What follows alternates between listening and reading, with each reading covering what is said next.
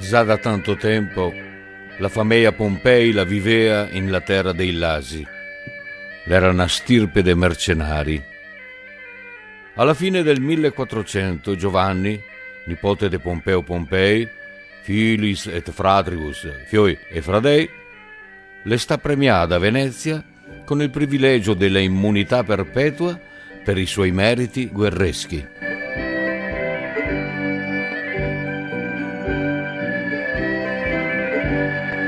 In illo tempore pronus sine aquae erat, et vallis illasio eos vocavit val secca.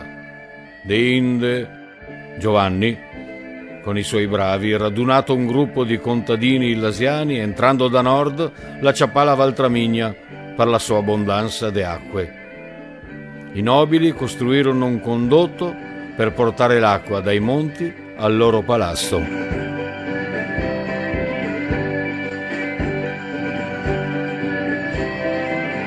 Il di lui nipote Girolamo, valoroso condottiero delle truppe venete, detto Malanchino perché sopo da una gamba, le sta premià con il feudo dei Lasi, col castello, il vicariato, il dassio e la giurisdizione.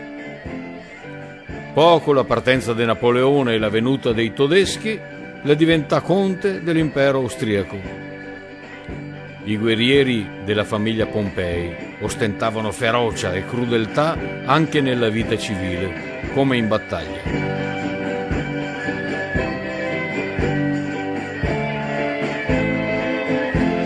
Dall'alta torre del maniero guardavano le loro terre fino a molto lontano. Il popolo viveva in condizioni grame di sfruttamento.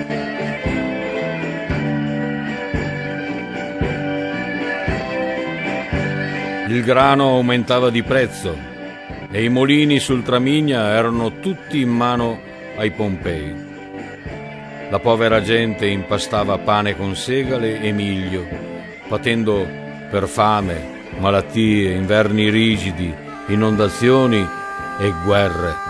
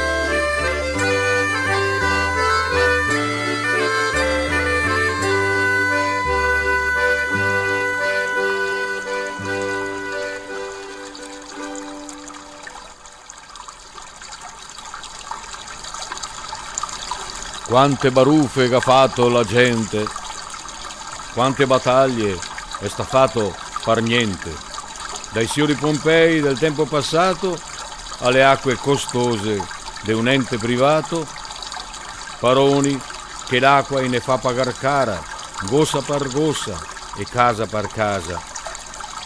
L'acqua è nostra, è quella l'usanza, e ne ha fatto votar ma senza creanza.